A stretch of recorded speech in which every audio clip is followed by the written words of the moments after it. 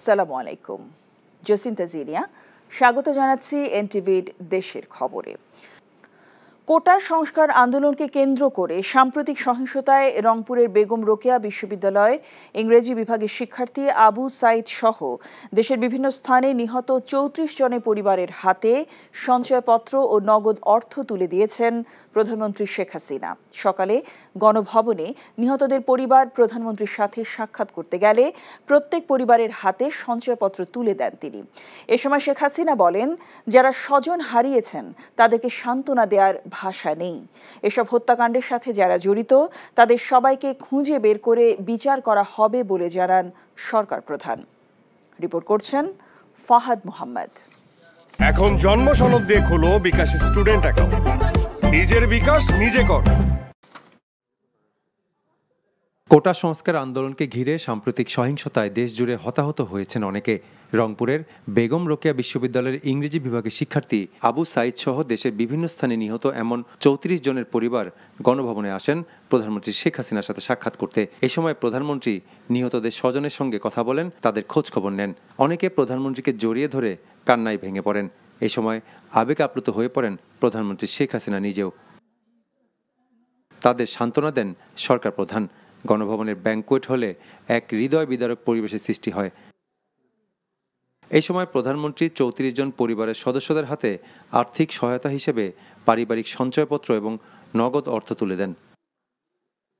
এক রাতে বাবা মা ভাই সহ নিজের স্বজন হারানোর কথা উল্লেখ করে শেখ হাসিনা বলেন, স্বজন হারাদের সান্ত্বনা দেওয়ার কোনো ভাষা তার নেই। নিহতদের পরিবারের নিরাপত্তার বিষয়টি সরকারের পক্ষ থেকে দেখা হবে বলেও জানান শেখ হাসিনা। আপনি একটা শোক সইতে পারেন না, আমি কি শোক সইয়ে দিন রাত পরিশ্রম করে যাচ্ছি। বারবার যে এই ধরনের ঘটনা ঘটাবে, এই সন্ত্রাসী ঘটনা ঘটাবে, এটা তো কাম্য না। মানুষ খুন করে সরকার পতন, এটা কবে হয়, কখন হয়? সাধারণ মানুষ কি দোষ করেছে? আমি আপনাদের মতনই একজন, বাবা মা ভাই হারানো সেই এতিম, কাজে আপনাদের কষ্ট আমি বুঝি। আমি আছি আপনাদের জন্য, আপনাদের পাশে। কোটা আন্দোলনের উপর ভর করে বিএনপি জামাত মানুষ খুন করে সরকার পতনের সুযোগ খুঁজছিল অভিযোগ করে প্রধানমন্ত্রী বলেন, এসব হত্যাকাণ্ডে যারা জড়িত তাদের সবাইকে খুঁজে বের করে বিচার করা হবে। আমার চেষ্টা থাকবে যারা এই খুনের সঙ্গে জড়িত খুঁজে বের করে তারা অবশ্যই যেন শাস্তি পায়, সেটাই আমার প্রচেষ্টা থাকবে। সেটাই আমি করবো। আপনাদেরও সাহায্য চাই, কারণ আপনাদের কাছেও সাহায্য, যদি আপনারা কিছু জানেন আমাদের জানাবেন। কারণ এইভাবে বারবার বাংলাদেশটাকে নিয়ে খেলা, এটা আর হতে দেওয়া যায় না। এদের হাত থেকে আমাদের দেশটা যেন রেহাই পায়। শুধু আমি এইটুকু বলতে পারি যে আমি আপনাদের সাথে আছি, পাশে আছি। নিহত পরিবারের সদস্যদের সব ধরনের সহযোগিতার আশ্বাস দেন প্রধানমন্ত্রী শেখ হাসিনা। আপনাদের চোখের পানি দেখতে হচ্ছে, এটাই সবচেয়ে কষ্ট। Fahad Mohammad, NTV news, Dhaka. সাবেক ভূমিমন্ত্রী সাইফুজ্জামান চৌধুরী যুক্তরাজ্যে নিজ নামে থাকা ৩৫০টি বাড়ির বিষয়ে দুর্নীতি দমন কমিশন দুদককে অনুসন্ধানের নির্দেশ দিয়েছে হাইকোর্ট। বিচারপতি আবু তাহের মোহাম্মদ সাইফুজ্জামানের নেতৃত্বাধীন হাইকোর্টের দ্বৈত বেঞ্চ আজ এই আদেশ দেন। রিটকারীর আইনজীবী ব্যারিস্টার এম সারওয়ার হোসেন জানান, আন্তর্জাতিক গণমাধ্যম ব্লুমবার্গে সাবেক এই ভূমিমন্ত্রীর দুর্নীতি ও যুক্তরাজ্যের বিভিন্ন শহরে বিপুল সংখ্যক বাড়ির মালিকানার বিষয়ে প্রতিবেদন প্রকাশিত হলে জনস্বার্থে আদালতে রিট করেন অ্যাডভোকেট সালাউদ্দিন রিগান। তিনি বলেন, কিভাবে বিদেশে প্রায় ২,৭০০ কোটি টাকার বেশি সম্পদের মালিক হয়েছেন সরকারের সাবেক এই মন্ত্রী। সে বিষয়ে দুদককে অনুসন্ধান করে প্রতিবেদন দিতে নির্দেশ দিয়েছে হাইকোর্ট। দুদক আইনজীবী জানান, আদালতের নির্দেশ মতো দুর্নীতি দমন কমিশন কাজ করবে। তিনি অবৈধভাবে বাংলাদেশ থেকে টাকা নিয়ে ৩৫০টি বাড়ি কিনেছেন, ২,৭70 কোটি টাকা, যার মূল্য হলো ২,৭70 কোটি টাকা, বাংলাদেশের মোট জিডিপির এক অংশ। প্রাক্তন ভূমিমন্ত্রী সাইফুজ্জামান চৌধুরী জাভেদ সাহেবের বিরুদ্ধে একটি রিট পিটিশন দাখিল করেছিলেন। হাইকোর্ট ডিভিশন পর্যবেক্ষণ এবং নির্দেশনা সহ যে আদেশটি দিয়েছে, সেই আদেশটির বিষয়বস্তু অলরেডি আমি দুর্নীতি দমন কমিশনকে ইনফর্ম করেছি। কমিশন হাইকোর্টের আদেশ আইন বিধিমালা অনুযায়ী যথাযথ আইনগত ব্যবস্থা নিয়ে ওনার দরখাস্ত নিষ্পত্তি করবে। ব্রাহ্মণবাড়িয়া নবীনগরে নিজ বসতঘর থেকে বাবা মা ও 2 শিশু সন্তানের লাশ উদ্ধার করেছে পুলিশ। নিহতরা হলেন নবীনগর পৌর এলাকার বিজয়পাড়া গ্রামের সোহাগ, তার স্ত্রী জান্নাত, তাদের 4 বছরের শিশু কন্যা ফাহিমা ও 2 বছরের সাদিয়া। পুলিশ জানায় রাতে স্ত্রী ও 2 সন্তান নিয়ে ঘুমিয়ে পড়েন সোহাগ। প্রতিদিন তারা সকালে ঘুম থেকে উঠলেও আজ না ওঠায় পরিবারের সদস্যরা তাদের ডাকাডাকি করে, কিন্তু কোনো সাড়া না পেয়ে দরজা ভেঙে ঘরে প্রবেশ করে 4 জনের মরদেহ দেখতে পান। পরে পুলিশ গিয়ে লাশ উদ্ধার করে হাসপাতালে নিয়ে যায়। হত্যা না আত্মহত্যা বিষয়টি তদন্ত করে দেখা হচ্ছে বলে জানায় পুলিশ। আমরা সংবাদ পাই যে এই বিজয়পাড়ায় একটি ঘরের মধ্যে 4টা ঝুলন্ত লাশ রয়েছে। এই সংবাদের প্রেক্ষিতে আমরা ঘটনাস্থলে এসেছি। ইতিমধ্যে আমরা লাশগুলি উদ্ধার করে সুরতাল করে আমরা লাশগুলো ময়নাতদন্তের জন্য আমাদের হেফাজতে নিয়েছি। মৌলভীবাজারে কয়েক দফা বন্যার কারণে রোপা আমন ধান চাষাবাদে বিলম্বিত হচ্ছে। অপেক্ষাকৃত উঁচু জমিতে কৃষকরা চাষাবাদ শুরু করলেও বন্যার পানি ধীর গতিতে নামায় অনেক নিচু এলাকার কৃষি জমি এখনও তলিয়ে আছে। সময় মতো আমন আবাদ করতে না পারায় সংশয় দেখা দিয়েছে উৎপাদন লক্ষ্যমাত্রা নিয়ে। মৌলভীবাজার থেকে SM উমেদ আলীর পাঠানো রিপোর্টে দেখুন বিস্তারিত। অতিবৃষ্টি, উজানের ঢল, ডুবে যায় বিস্তীর্ণ এলাকার আবাদি জমি।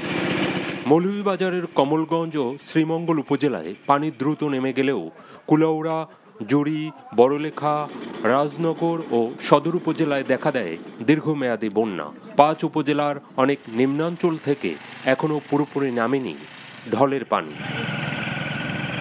প্রতিকূলতায় বিস্তীর্ণ এলাকার বীজতলা তৈরি আমন ধান রোপণ নিয়ে উদ্বিগ্ন অসংখ্য কৃষক। অনেকে সারা যেগুলা ফালাইনি হয়েছে এগুলো সারা বয়স হয়ে যাব, পরবর্তীতে ধানের ফলন ভালো হইতো নাই। পানি কমেন না, আমরা এখন পর্যন্ত যে গাছ আল বাইতাম পারছি না, পানি কমলে না যে আল বাইতাম আলি ফালাইয়া তৈছি, দেখা যাক বাদ বাকি আল্লাহর ইচ্ছা। খানজারা বৌলা বিল এইগুলাতে আমন ধান হওয়ার সম্ভাবনা খুবই কম। অল্প হয়তো উজানের সাইডে দিক কিছু হইতে পারে, এর বেশি আর কোনো কিছু হওয়ার সম্ভাবনা নাই। চলতি বছর জেলায় 1,01,000 হেক্টর জমিতে আমন ধানের আবাদ লক্ষ্যমাত্রা।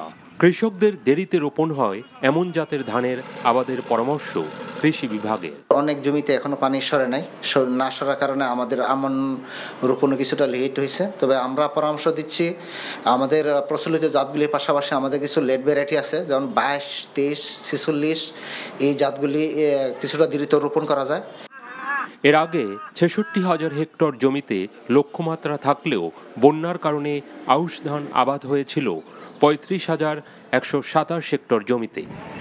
আমন ধান রোপণ ও উৎপাদন নিয়ে এই রকম দুশ্চিন্তা থেকেই যাচ্ছে।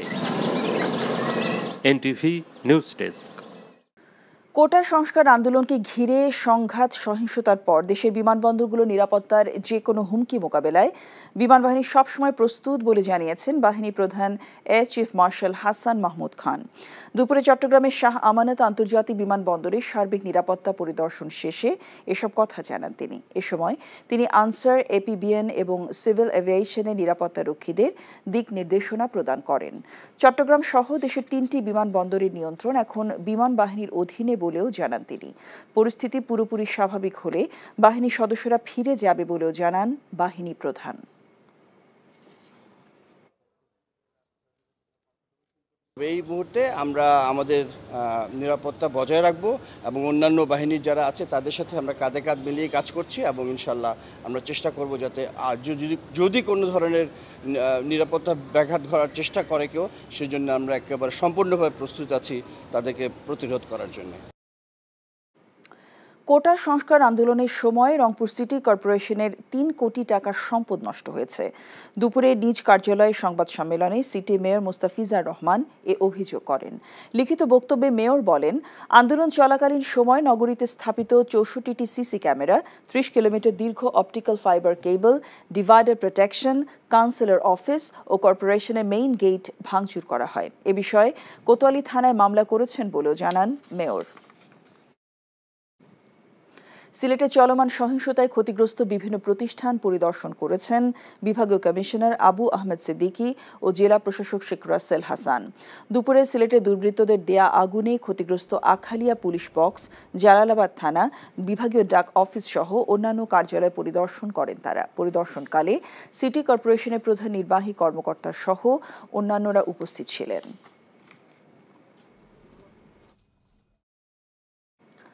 কক্সবাজারে গভীর সাগরে মাছ ধরার সময় ঝড়ো হাওয়ার কবলে পড়ে একটি ফিশিং ট্রলার ডুবে গেছে। এ সময় ওই ট্রলারের 25 মাঝি ও জেলে উদ্ধার হলেও এখনও নিখোঁজ রয়েছে 2 জেলে।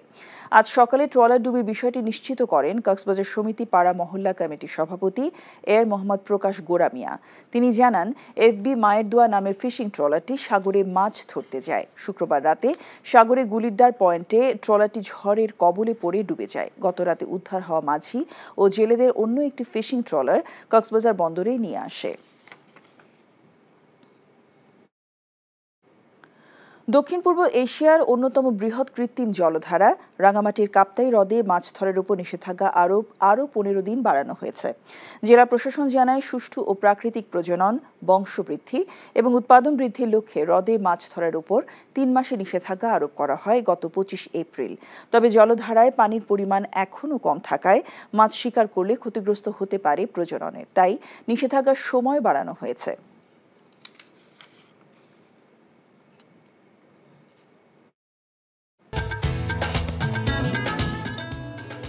এই ছিল দেশের খবরে। এই খবরের ভিডিও সহ আপডেট জানতে ভিজিট করুন এনটিভি অনলাইন www.ntvbd.com। এছাড়াও এনটিভি জনপ্রিয় সব অনুষ্ঠান ও খবরের আপডেট জানতে ভিজিট করুন আমাদের ইউটিউব ভেরিফাইড ফেসবুক পেজ। 6টে ইভিনিং নিউজ দেখার আমন্ত্রণ জানিয়ে শেষ করছি। সবাইকে ধন্যবাদ।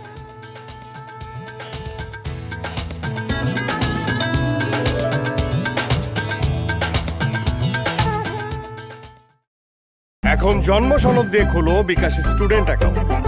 নিজের বিকাশ নিজে কর।